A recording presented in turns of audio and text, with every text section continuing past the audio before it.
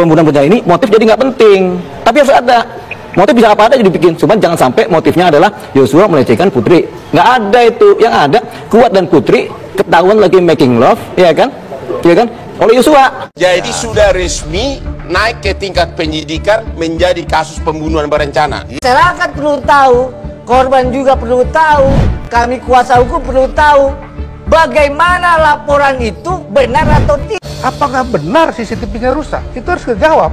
HP korban kemana? Beserta dengan nomornya. Maaf, untuk kali ini saya nggak bisa. Kenapa? Ada alasan tertentu yang terutama pas dalam bulan yang sama ada 2 kasus viral.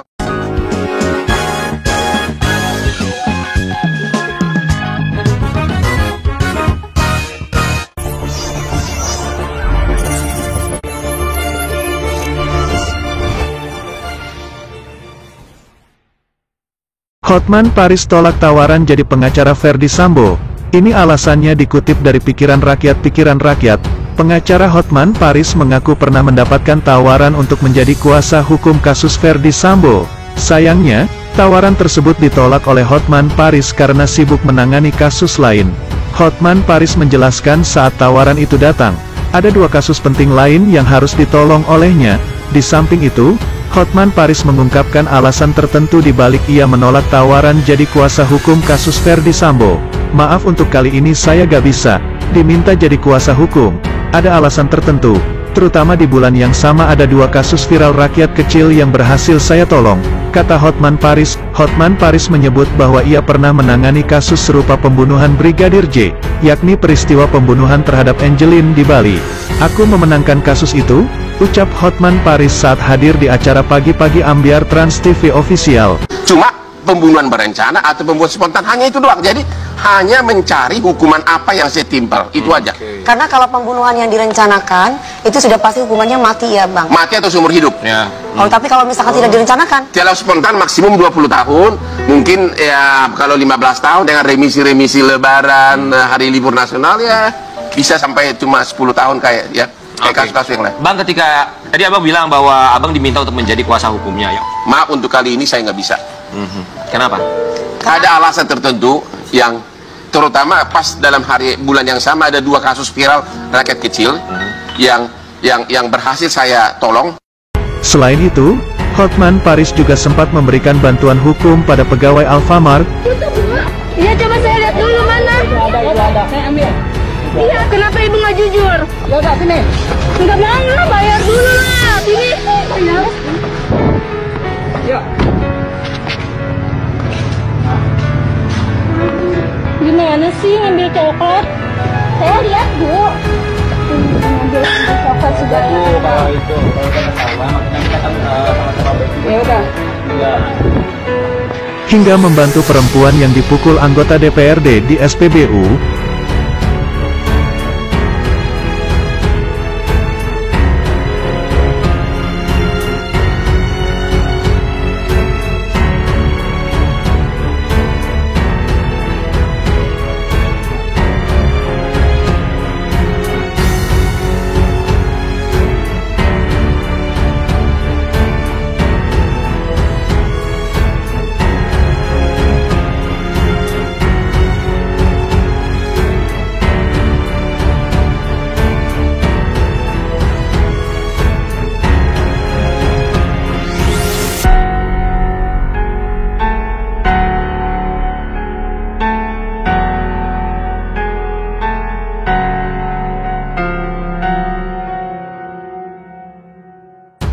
Hotman Paris pun membuat program bernama Hotman 911 yang didukung manajemen Atlas Beach Fest. Ia membawa konsep seperti kegiatannya di Kopi Joni. Jujur se-Indonesia selalu ngadu saya kalau menyentuh rakyat kecil, ucapnya. Melalui program tersebut, Hotman Paris akan memberikan konsultasi hukum secara gratis untuk rakyat kecil. Nantinya, Hotman Paris akan keliling Indonesia untuk membawa program tersebut. Kita akan pindah ke seluruh Indonesia, cari orang yang butuh bantuan hukum sensitif, seperti kasus Alfamart pencucian coklat, karyawan tak berdaya, wanita dipukuli di pom bensin. Kita fokus ke ekonomi lemah, tuturnya.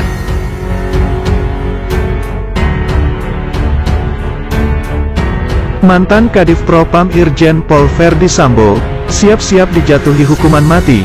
Begini faktanya. Tapi sebelum itu jangan lupa beri dukungan channel YouTube kami Faktual News 77. Dengan cara like, komentar sesuai pendapat pemirsa dan subscribe. Terima kasih. Drama Duren 3 masih menyedot dan menyita perhatian banyak orang. Usai kasusnya mulai terang benderang, publik berharap Verdi Sambo mendapatkan hukuman.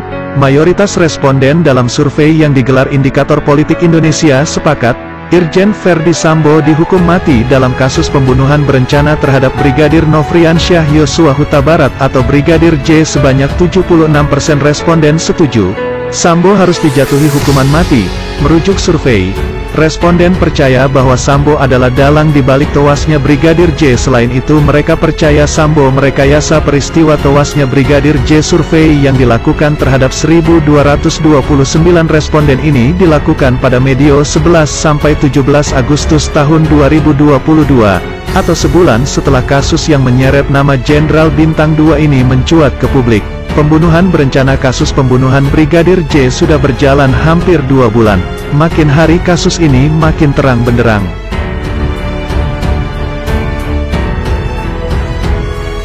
Mabes Polri sudah menetapkan sejumlah tersangka terkait kasus ini. Polri menetapkan 4 tersangka dalam kasus pembunuhan Brigadir J. Keempatnya ialah Verdi Sambo, Barada E, Bribka Riki Rizal, RR, dan KM alias Kuat yang merupakan asisten rumah tangga, Art, sekaligus sopir Putri Chandrawati, istri Irjen Sambo. Keempat tersangka dijerat pasal 340 KUHP tentang pembunuhan berencana, pasal 338 KUHP tentang pembunuhan, junto pasal 55 dan 56 KUHP, dengan ancaman hukuman pidana mati atau pidana penjara seumur hidup atau selama waktu tertentu paling lama 20 tahun. Kapolri Jenderal Pol Listio Sigit Prabowo mengumumkan secara langsung saat Polri menetapkan mantan Kadif Propam Irjen Verdi Sambo sebagai tersangka kasus tewasnya Brigadir J. Dalam kasus ini, Sambo disangkakan pasal 340 KUHP tentang pembunuhan berencana.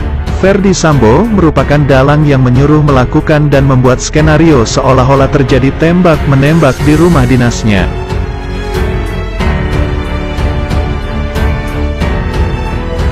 Penyidik sudah menyerahkan berkas perkara 4 tersangka pembunuhan Brigadir J ke Kejaksaan Agung.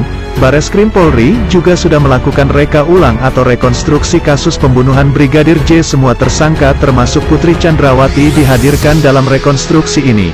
Selain untuk membuat kasus ini makin terang, reka ulang juga dilakukan guna melengkapi berkas perkara 4 tersangka yang dikembalikan Kejaksaan. Layakkah Sambo dihukum mati? Polri menyatakan hukuman terhadap ex-Kadif Propam Irjen Verdi Sambo bisa lebih berat dibanding tersangka pembunuhan Brigadir J lainnya. Pasalnya, orang yang memberi perintah ancaman hukumannya lebih berat daripada yang menerima perintah. Selain itu, posisi Sambo sebagai penegak hukum dengan pangkat yang cukup tinggi juga bisa membuat majelis hakim menjatuhkan hukuman maksimal. Upaya untuk menghalangi penyidikan kasus ini juga bisa menjadi faktor yang memberatkan dan menjadi pertimbangan majelis hakim saat memutuskan perkara ini. Selain masalah pembunuhan berencana dan upaya merekayasa kasus, Verdi Sambo juga terancam dijerat dengan masalah menghalang-halangi proses penyidikan. Pasalnya, Mabes Polri telah menemukan indikasi adanya tindak pidana upaya menghalang-halangi proses penyidikan atau obstruction of justice yang dilakukan Verdi dan sejumlah anak buahnya. Akankah jaksa menuntut hukuman mati pada Verdi Sambo dan akankah vonis majelis hakim sesuai dengan ekspektasi publik? Lalu bagaimana pendapat rakyat Indonesia?